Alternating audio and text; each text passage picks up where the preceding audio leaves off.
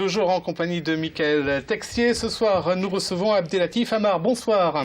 Vous êtes conseiller municipal du Mans, délégué aux initiatives citoyennes. On va parler de ces fameux conseils citoyens mis en place notamment au Mans. Ils ont été lancés vendredi officiellement. Il y en a 4 dans différents quartiers, donc les Sablons, Bellevue-Bangeant, Glonnière, Ronceret, Vauguyon et Lépine. On les définit un peu comme des super quartiers. Des super conseils de quartier ? Non, ce n'est pas des super conseils de quartier, c'est des territoires qui ont été définis par la nouvelle politique de la ville. Ils ont été basés sur des critères de revenus des habitants.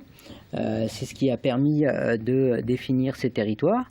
Et on ne les oppose pas, nous, au conseil de quartier, parce que ce qu'on a décidé de faire au Mans, c'est que les conseils citoyens seront des commissions géographiques des conseils de quartier. Donc quelqu'un qui est membre du conseil citoyen sera automatiquement membre du conseil de quartier. Alors qui y siège à ces conseils de quartier ? Alors, au conseil citoyen, pardon. Au conseil citoyen, bien évidemment, on va essayer de ne pas faire la confusion. Les conseils citoyens, donc, c'est principalement dédié pour les habitants des quartiers prioritaires. Donc vous l'avez rappelé, Sablons, Ronceret-Glonnière, Vauguyon, Épine et Bellevue.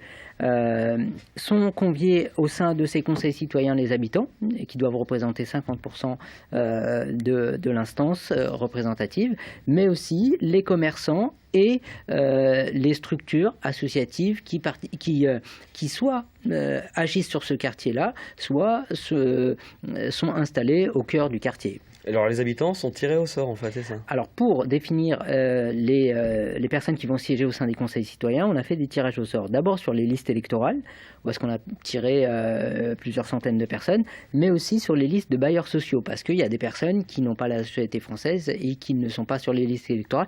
On voulait avoir une diversité, donc on a tiré aussi au sort des personnes sur les listes des bailleurs sociaux de Le Mans Habitat et de la Manselle Habitation.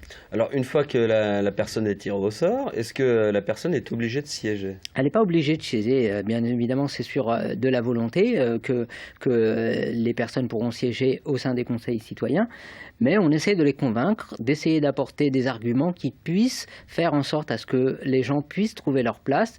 Il n'y a rien à perdre pour eux, et on leur donne la possibilité de pouvoir s'exprimer, de pouvoir participer et de co-construire des projets à la fois avec les autres habitants, des associations, des structures accompagnés par la ville du Mans. Donc on essaye de mettre ces projets-là en avant. Et puis peut-être qu'ils seront amenés à être renouvelés, les conseils citoyens. Donc on va voir, peut-être que dans quelques années, on fera un autre tirage au sort pour essayer de renouveler un petit peu ces instances. Donc les gens, pour l'instant, certains disent oui, certains sont dans l'attente de voir ce que seront ces conseils citoyens, j'imagine ? Oui, c'est quelque chose de nouveau. Donc les gens ne savent pas encore comment est-ce que les choses se définissent. Hein. Très honnêtement, là sur vendredi dernier, nous avons reçu Mohamed Meshmash, qui est le président du collectif Assez le Feu et qui lui est initiateur de cette proposition de conseil citoyen à la demande de l'ancien ministre de la Ville. Il me disait que sur les 1300 quartiers prioritaires en France, seuls 42 conseils citoyens sont déjà en place.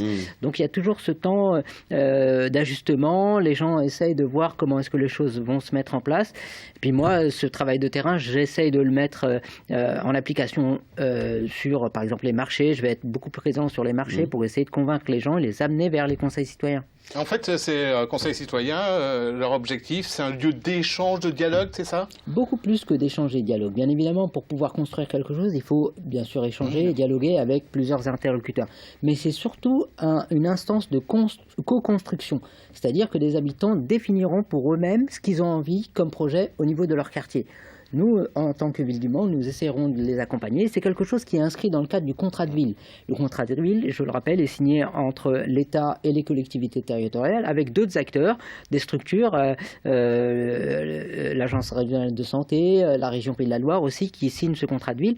Et on va essayer de faire en sorte à ce que tous ces acteurs s'engagent et essayent d'accompagner la mise en place de ces conseils citoyens. Donc ça veut dire qu'un projet peut naître d'un conseil citoyen, qui peut être intégré dans un contrat de ville et l'objet d'une signature du nouveau contrat de ville. C'est ça le principe. Et donc derrière, il y a de l'argent, il y a des moyens pour tel ou tel projet dans tel ou tel quartier. C'est ça, concrètement en fait. Concrètement, c'est ça. Alors, bien évidemment, vous connaissez le contexte économique, les budgets sont assez limités, mais on va essayer de concrétiser des projets que porteront les habitants et on va essayer de les accompagner à aller jusqu'au bout. Alors quel type de projet peut être créé, si on peut donner peut-être une idée? Alors évidemment, ça émanera des conseils. Vous êtes représentant de la ville, donc vous n'êtes pas là pour dire ce qu'il faut faire, mais est-ce qu'il y a un exemple? Est-ce que vous avez quelques idées d'idées Alors, nous, on aimerait, moi je pense qu'au niveau des quartiers populaires de la ville du Mans, il y a beaucoup de travail à mener en termes d'éducation, en termes de culture aussi. On travaille avec la ville du Mans, en lien avec la ville du Mans, il y a vraiment des choses à faire sur le plan culturel.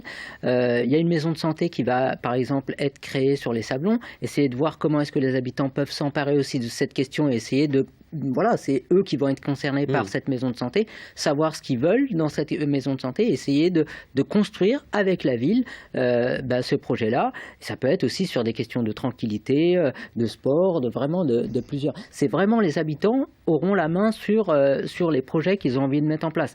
Bien évidemment, si par exemple les habitants du Conseil citoyen des Sablons souhaitent une nouvelle piscine aux Sablons, ça ne va pas être possible, bien évidemment. Donc on va essayer de les accompagner. Ouais, vous êtes là pour accompagner, pour encadrer, mais aussi pour encourager en fait à ce que ces projets naissent.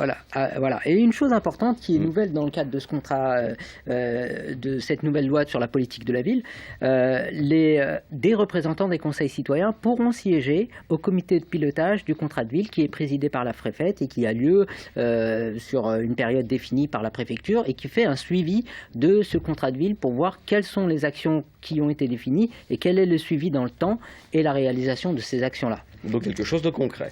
Merci Abdel-Latif Amar d'avoir participé à cette émission. Merci beaucoup. Merci à vous, Michael, de m'avoir accompagné durant ces 30 minutes d'information locale. Et ce mardi, vous aurez rendez-vous, évidemment, comme chaque mardi, avec l'actu vue du campus.